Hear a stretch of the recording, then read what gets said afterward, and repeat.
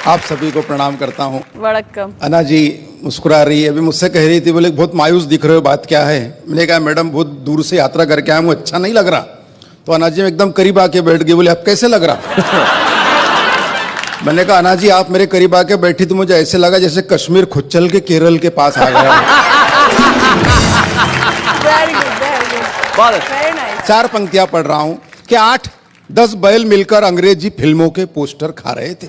अच्छा, 8-10 बैल मिलकर अंग्रेजी फिल्मों के पोस्टर खा रहे थे।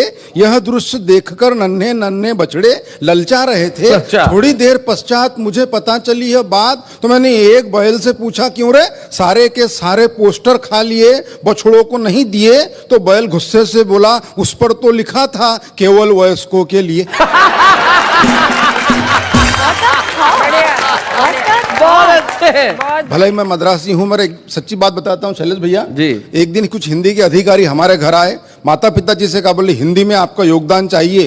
अब वो दोनों मद्रासी, उनको हिंदी आती नहीं, उन्होंने मुझे सामने कर दिया, बोले इसको लेके जाइए। 4 पंक्तियां पढ़ रहा हूं कि मित्र की असफल शादी के बाद जब सफल तलाक हुआ। वाह, सफल शादी के बाद जब मित्र की असफल बहुत शादी अच्छे। के बाद जब सफल तलाक हुआ, तब तलाक के दस्तावेज पे दस्तखत के लिए मित्र के पत्नी ने पुराने संबंधों को याद करके थोड़ी सी हिम्मत करके मित्र से पूछा आपके पास पेन है क्या? हाँ। मित्र बिगड़ते हुए बोला बिछड़ते हुए भी तुमने किन शब्दों को छुआ है, अब पेन की क्या कमी है, सारा पेन तो तुम्हारा ही दिया हुआ है। बहुत अच्छे। अच्छा है, बहुत अच्छा है। रोहिन भाई साहब, मेरे पिताजी, मेरे दादाजी, मेरे बड़े भाई सभी पुलिस विभाग में हैं।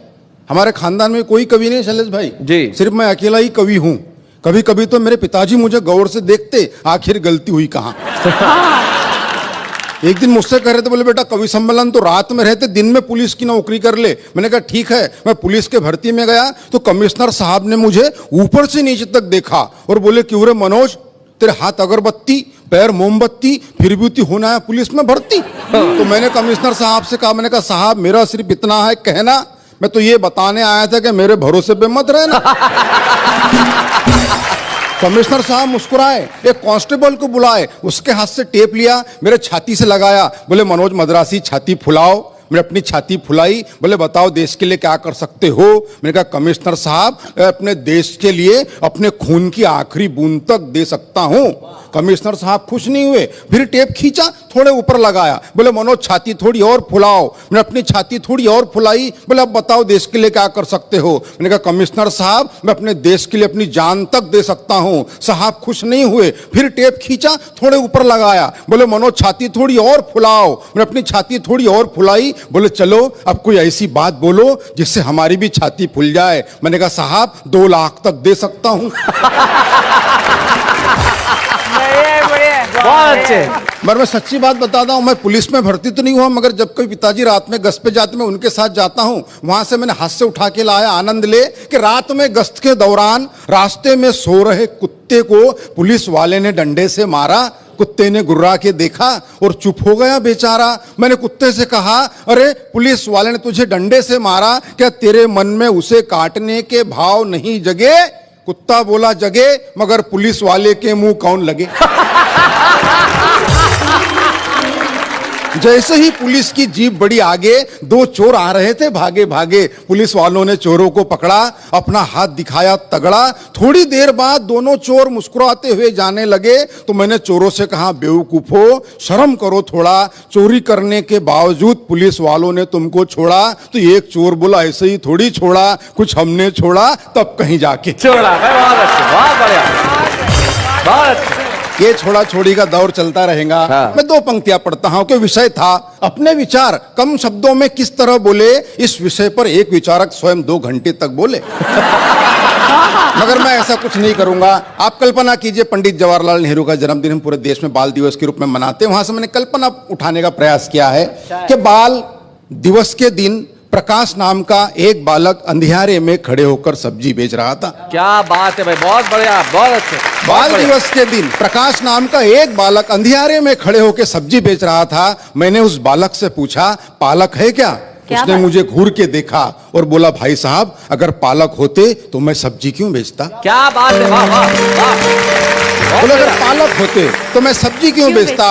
मैंने कहा बेटा मैं उस पालक के बारे में नहीं पूछ रहा, ये बता ये पालक क्या भाव बेच रहा? उसने फिर मेरी तरफ देखा और बोले ले जाओ, वैसे भी आजकल पालक को भाव कौन देता? आहा आहा, क्या बात है। बोला ले जाओ, वैसे भी आजकल पालक को भाव कौन देता? तब जाके मैंने लिखा है कि कहीं छाव कहीं धूप होते हैं, बच्चे बच्चे भगवान का रूप होते हैं, कुल का दीपक बुढ़ापे की लाठी, जाने कैसे ख्वाब सजा लेते हैं, बच्चों का भविष्य उज्जवल हो इसीलिए माँ बाप अपना वर्तमान जला देते हैं। क्या बात है वाह वाह भाई, बहुत अच्छा। माँ बाप अपना वर्तमान जला देते हैं कि चेहरा चेहरा खिला खिला था, मित्र आज बरसों बाद मिला था, उसके ठाठ बाट देखकर कई विचार जागे मेरे खोपड़ी में, ऐसा लगा जैसे कृष्ण आए हो सुदामा के झोपड़ी में। वाह वाह वाह वाह। ऐसा लगा जैसे कृष्ण आए हो सुदामा के झोपड़ी में। मिलते ही बोला यार तू आ कभी, नजदीक ही मेरा बंगला है, गाड़ी है, नौकर है, चाकर है, विदेशी बैंकों में लॉकर है, सुंदर सी पत्नी है,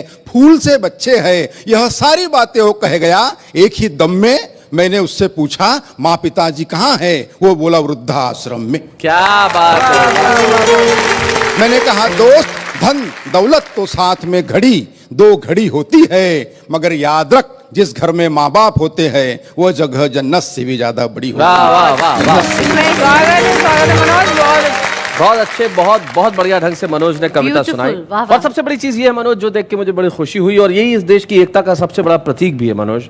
आपकी मातृभाषा तमिल है, आप रहते महाराष्ट्र अमरावती में है, वहां आपने पढ़ाई की, हिंदी में कविताएं लिखते हैं, और यही इस देश की सांस्कृतिक एकता का सबसे बड़ा प्रतीक है।